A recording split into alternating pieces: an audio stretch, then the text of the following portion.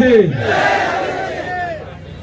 આજના ગુજરાત જોડો અભિયાનના કાર્યક્રમમાં અહીં મારી સાથે ઉપસ્થિત વિદ્યાર્થીઓના યુવા નેતા એવા યુવરાજસિંહ જાડેજા, સાથે છોટાઉદેપુરના આમ આદમી પાર્ટીના જિલ્લાના પ્રમુખ એવા રાધિકા રાઠવા, સાથે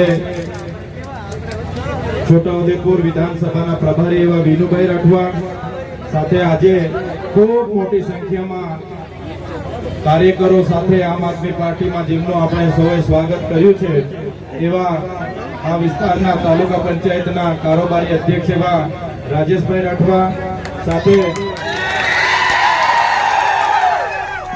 તમામ તાલુકાના આમ આદમી પાર્ટીના પ્રમુખશ્રીઓ, મહામંત્રીશ્રીઓ, ઉપપ્રમુખશ્રીઓ, સંગઠન મંત્રીશ્રીઓ અને મહિલા મોરચાના તમામ પદાધિકારીઓ, આજુબાજુ વિસ્તારમાંથી પધારેલા પદાધિકારીઓ અને મોટી સંખ્યામાં આજે વરસાદી માહોલ છે છતાં અહીંયા ઉપસ્થિત રહેલા આ વિસ્તારના વંદનીય પૂજનીય વડીલો, યુવાનો અને માતા બહેનો, આગળ તો વક્તાઓએ ઘણું કીધું હશે। સૌપ્રથમ તો તમારી માફી માંગીએ છીએ કે પંચમહાલ જિલ્લાના ઘોંઘંબા તાલુકાની બાજુમાં એક કાર્યક્રમ હતો અને ત્યાં ઘણો લેટ પડ્યા છે, ત્યારે મોડું થયું છે, પણ તમારો જે ઉત્સાહ છે, તમારો જે ભાવ છે એ જોઈને ખરેખર અમને પણ આ ભાવ અહીંયા ખેંચી લાવે છે। ત્યારે સાથીઓ વધારે હું વાત નહીં કરું, પણ તમે જોયું હશે અમારા જેવા અહીંયા કેટલાય યુવાનો છે। એ યુવાનો હોય કે અમે બધા હોય, જ્યારથી અમે જાણતા અને સમજતા થયા છે ગુજરાતમાં ભારતીય જનતા પાર્ટીનું સરકાર છે, એમનું શાસન છે, પણ આટલા 30 વર્ષના શાસનમાં એમણે શું આપ્યું છે આપણને? મેં અહીંયા છોટાઉદેપુરની જનરલ સિવિલ હોસ્પિટલમાં ગયા વર્ષે મુલાકાત લીધી હતી। ડોક્ટરોની ત્યાં ભરતી નહોતી, જગ્યાઓ ખાલી હતી, સાધનો યોગ્ય નહોતા, ડિલિવરી માટેની બહેનોને રિફર કરવામાં આવતી હતી। એ જ પ્રકારે અહીંયા પુનિયાવાડની ધરતી પર આજે ઊભા છે ત્યારે અહીંની એકલવ્ય મોડલ શાળાની પણ મેં ગયા વર્ષે મુલાકાત લીધી હતી।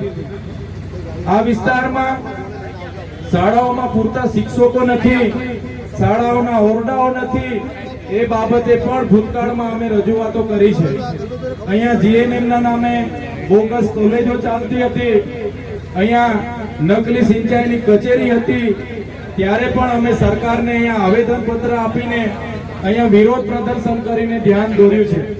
ત્યારે જ્યારથી 2022ની વિધાનસભાની ચૂંટણીમાં ચૂંટાયા અને ચૂંટાયા બાદ જ્યારે અમે ગુજરાતના આદિવાસી અંબાજીથી ઉમરગામના વિસ્તારના લોકોના કામકાજ કરવાનું શરૂઆત કર્યું, લોકોના અવાજ બનવાનું શરૂઆત કર્યું, તમે પોસ્ટ મેટ્રિક શિષ્યવૃત્તિની યોજના હોય, મનરેગા કૌભાંડની યોજના હોય, નલ સે જલના કૌભાંડની યોજના હોય, 73A ની જમીનોના કૌભાંડની યોજના હોય કે આ વિસ્તારમાં નર્મદાનું પાણી મળે, એનો અવાજ આપણે જ્યારે પણ કર્યો છે ત્યારે આ સરકારને બધું ગમતું નથી અને સરકારે અહીંની વળવી વાસ્તવિકતા સ્વીકારવાની જગ્યાએ વિકાસ વિકાસ વિકાસ, એમના વિકાસની રથયાત્રાઓ એ લોકો ફેરવી રહ્યા છે।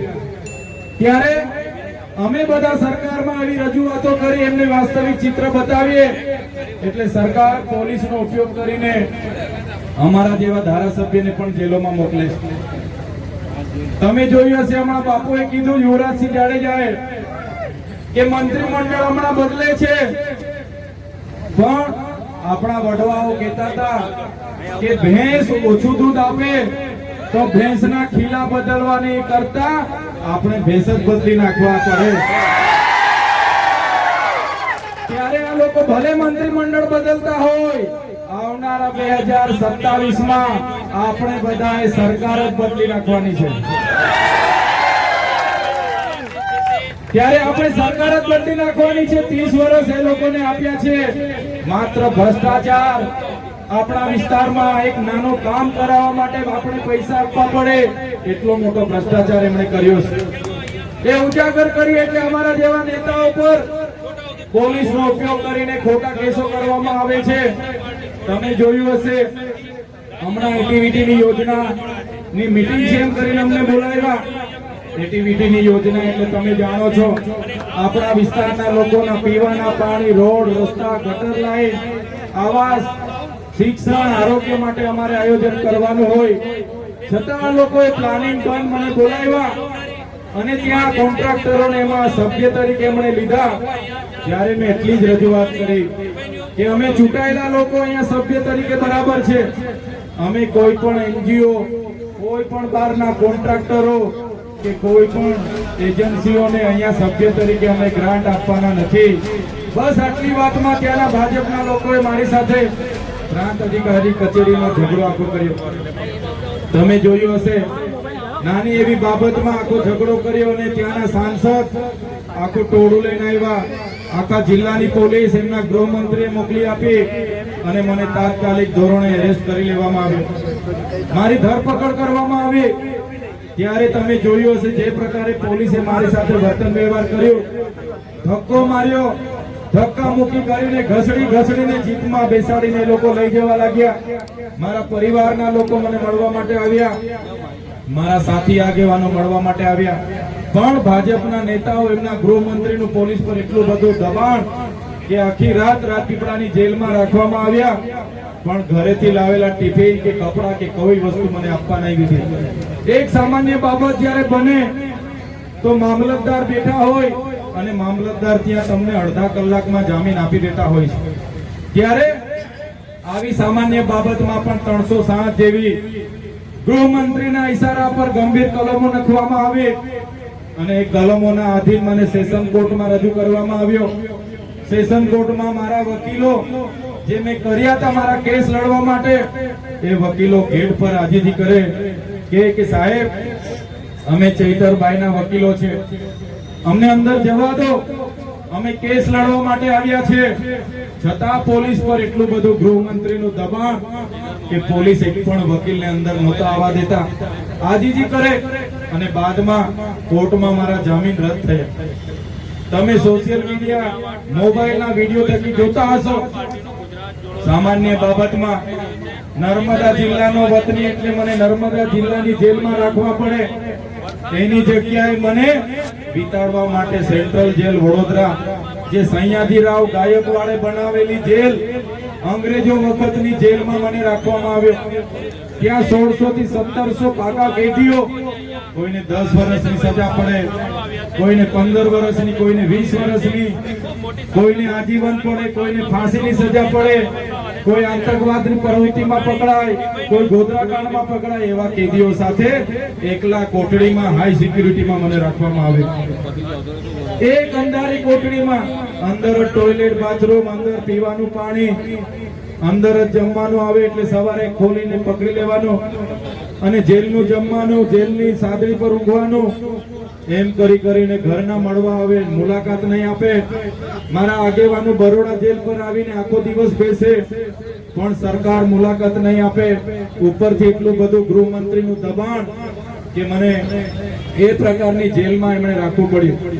તમે જોયું હશે જેલમાંથી છૂટ્યા બાદ અને જેલ દરમિયાન પણ મેં જેલ બદલીની માંગ કરી હતી મારા વકીલે કે ચૈતરભાઈ જ્યાં રહે છે ત્યાં ખૂબ સાપ નીકળે છે. મેં જે કોટડીમાં મને રાખવામાં આવ્યો ત્યાં જ્યારે મને દિવસે ખોલવામાં આવે એટલે બ્લેક કોબરા નીકળે, ફેણિયા નાગ, જે ફેણથી નાગ એ ડંખ મારે એટલે અડધા કલાકમાં માણસ મરી જાય. ત્યારે મેં જેલની બદલી માંગી, ત્યારે કોટડીની બદલી પણ ના થાય, જેલની બદલી પણ ના થાય અને એમ કરતા તારીખ પર તારીખ કરતા એક અઠવાડિયું, એક મહિનો અને 80 દિવસથી વધારે દિવસો મારે જેલમાં કાઢવા પડ્યા. મેં જેલથી ડરતો નથી મારા મિત્રો, જેલથી મને જરાય ડર નથી, પણ જ્યારે કોઈ વાક ગુના વગર, જ્યારે એમના ગૃહમંત્રીના ઈશારા પર, ભાજપ સરકારના ઈશારા પર, એમના નેતાઓના ઈશારા પર આપણે વગર વાકે જ્યારે જેલ વેઠવાનું આવે ત્યારે આપણને ઘણું દુઃખ થાય છે. ત્યારે આવી પરિસ્થિતિમાં એમનું આયોજન હતું કે ચૈતર વસાવાને સ્થાનિક સ્વરાજની ચૂંટણીઓ પતે ત્યાં સુધી એમને છોડવાને નથી, એમને છૂટવા નથી દેવા. પોલીસ અધિકારીઓ સરકારના ઇશારે ખોટા ખોટા સોગંદનામા રજૂ કરે, ત્યારે તમારા બધાના પ્રાર્થના હશે, તમે બધા મારી ચિંતા કરતા હશો, કેટલી મારી માતા બહેનો મારા માટે વ્રત પણ રાખતા હતા, ઉપવાસ કરતા હતા, કેટલે માનતા રાખતા હતા, અને એના લીધે 80 દિવસ પછી છૂટીને હું આવ્યો છું, ત્યારે તમને મળવા માટે આજે તમારી વચ્ચે હું ઉપસ્થિત રહ્યો છું. આ વેદના એટલા માટે તમને અમારે કહેવી પડે, આ લોકો ગાડીઓ લઈને અમને પણ લેવા આવે છે, અમને પણ કહે છે કે મંત્રી બનાવી દઈએ, મંત્રી બની જઈએ, પૈસા થઈ જાય, બંગલાઓ પ્રોપર્ટીઓ અમારી થઈ જાય, પણ જે સામાન્ય લોકોએ અમારા પર ભરોસો કર્યો છે, જે સામાન્ય લોકોનો અમે અવાજ બનીએ છીએ, એ અવાજ એમના ત્યાં જવાથી, એમના પિંજરામાં રહેવાથી અમારાથી અવાજ ના નીકળે, એટલા માટે અમે જેલો પણ વેઠી લઈએ છીએ અને તમારા માટે અમે લડીએ છીએ. ત્યારે જેલમાંથી જ્યારે માંડ 80 થી વધારે દિવસો પછી ખબર પડી, સિપાહી આવીને કીધું તમે તૈયાર થઈ જાઓ, તમારા પરિવાર અને તમારા આગેવાનો તમને લેવા માટે આવ્યા છે. હું 9:30 વાગે બહાર નીકળ્યો. બહાર નીકળતાની સાથે મારા આગેવાનો બધા હતા, મારા પરિવારના લોકો ત્યાં હતા. 80 દિવસ જેલમાં અને પણ બંધ કોટડીમાં મેં કાઢ્યા, એટલે મારું મગજ પણ અડધું જતું રહ્યું. ત્યાંથી બહાર નીકળ્યો અને તરત મારા વકીલો અને મારા આગેવાનોએ કીધું, ચૈતરભાઈ, સરકારે તમારી સાથે જે કર્યું, અમે બહુ મહેનત કરી, તમને કાઢવા માટે બહુ ટ્રાય કરી, વકીલોએ બહુ આર્ગ્યુમેન્ટ કર્યા, પણ સરકારના ઇશારે પોલીસે ખોટું એફિડેવિટ રજૂ કરે, સોગંદનામા રજૂ કરે, અને તમને એમણે નર્મદા જિલ્લા, તમે તૈયાર થઈ જાઓ, તમારા પરિવાર અને તમારા આગેવાનો તમને લેવા માટે આવ્યા છે. હું 9:30 વાગે બહાર નીકળ્યો. બહાર નીકળતાની સાથે મારા આગેવાનો બધા હતા, મારા પરિવારના લોકો ત્યાં હતા. 80 દિવસ જેલમાં અને પણ બંધ કોટડીમાં મેં કાઢ્યા, એટલે મારું મગજ પણ અડધું જતું રહ્યું. ત્યાંથી બહાર નીકળ્યો અને તરત મારા વકીલો અને મારા આગેવાનોએ કીધું, ચૈતરભાઈ, સરકારે તમારી સાથે જે કર્યું, અમે બહુ મહેનત કરી, તમને કાઢવા માટે બહુ ટ્રાય કરી, વકીલોએ બહુ આર્ગ્યુમેન્ટ કર્યા, પણ સરકારના ઇશારે પોલીસે ખોટું એફિડેવિટ રજૂ કરે, સોગંદનામા રજૂ કરે, અને તમને એમણે નર્મદા જિલ્લામાં આવશે, આદિવાસી વિસ્તારમાં આવશે. ચૈતરભાઈ આવે એટલે કાયદો વ્યવસ્થા બગડે, એવી બધી આર્ગ્યુમેન્ટ કરી એમણે, અને એના લીધે તમને ડેડિયાપાડા વિસ્તારમાં જવાનો પ્રવેશ બંધ છે. હવે તમે વિચાર કરો, તમારા જેવા સામાન્ય લોકોએ, ડેડિયાપાડાના લોકોએ 1 લાખથી પણ વધારે મત આપીને મને ધારાસભ્ય બનાવ્યા. 4 પાર્ટીના ઉમેદવારોમાં 43,000 થી પણ વધારે મતોની મારી લીડ હતી, અને હવે એ ડેડિયાપાડાના હદમાં મારું ઘર છે, મારો પરિવાર ત્યાં રહે છે, મારી ઓફિસ છે, જ્યાં બેસીને લોકોના નાના મોટા કામ કરું. પણ આ સરકારની નીતિ એવી કે હવે મારે ડેડિયાપાડામાં 1 વર્ષ સુધી પગ નહીં મૂકવાનો. હું એ હદમાં પ્રવેશ કરું અને પોલીસના ધ્યાનમાં આવી જાય તો ફરી મારા જામીન રદ થાય, ફરી મારે જેલમાં જવું પડે. ત્યારે આ સરકારની નીતિ તમે જોઈ લો.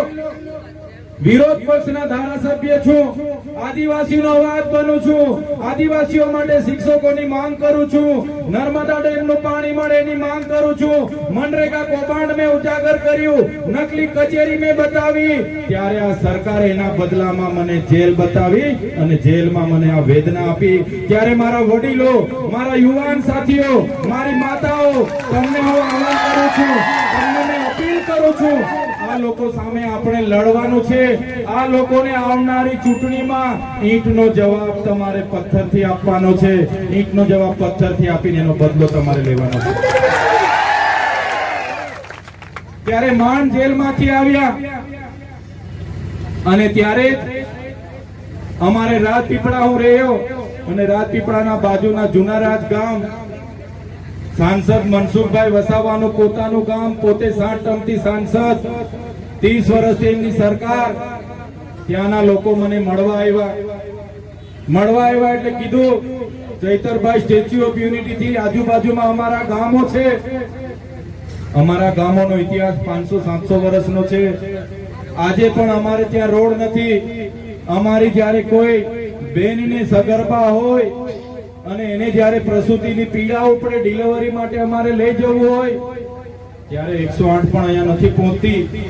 અને એ દિવસે એ બેન કાં તો રસ્તે મરી જાય, કાં તો બાળકનો રસ્તે મરણ થઈ જાય. ત્યારે ત્યાંથી મેં થોડા દિવસ પછી 2 કે 3 દિવસ પછી મેં 14 અને 16 કિલોમીટર સુધી ચાલીને પદયાત્રા કરી. ત્યારે ભાજપના કેટલાક નેતાઓએ કીધું આને ડેડિયાપાડામાંથી બહાર કાઢી દીધા છે, હવે રાજપીપળા રહે છે અને રાજપીપળામાં કેવડિયા અને જુનારાજના લોકો માટે હવે લડવા લાગ્યા છે, એમને હવે નર્મદામાંથી બહાર કાઢો.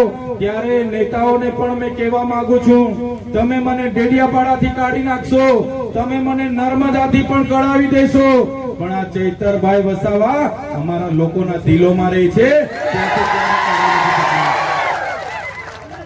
અમારા લોકોના મન અને દિલો પર અમે બધા રાજ કરીએ છીએ. ત્યાંથી અમને તમે ક્યારે કાઢી નથી શકવાના. અને અમારી લડાઈ એ જળ, જંગલ, જમીન, આદિવાસીઓની સંવિધાનિક અધિકારોની છે, 5મી અનુસૂચિની છે, પૈસા એકની છે. એ ક્યારે બંધ નથી થવાની. ત્યારે સાથીઓ, એ લોકો જે પ્રકારે અમારા પર વેદના, અમારા પરિવારે એટલું દુઃખ વેઠ્યું, અમારા આગેવાનો એટલું દુઃખ વેઠ્યું, આવા કપડા સમયમાં પણ, આવા દુઃખના સમયમાં પણ તમે બધા લોકો અમારી ચિંતા કરતા હતા, અમારા આગેવાનોને પૂછતા હતા. અને જ્યારે મારા સમર્થનની વાત આવે, આવેદન પત્ર આપવાનું હોય, કોઈ જગ્યાએ રજૂઆતો કરવાની હોય, પોતાની 2 વ્હીલ પર, પોતાની 4 વ્હીલ પર પોતે પેટ્રોલ અને ડીઝલ નાખીને તમે પહોંચી જતા હતા.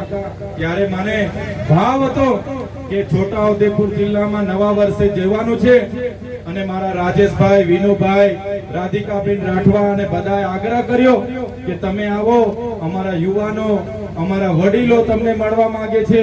ત્યારે મારા વડીલોના આશીર્વાદ લેવા, મારી માતા પિતાના, મારી માતાઓના આશીર્વાદ લેવા માટે જ આજે તમારી વચ્ચે હું ઉપસ્થિત થયો છું.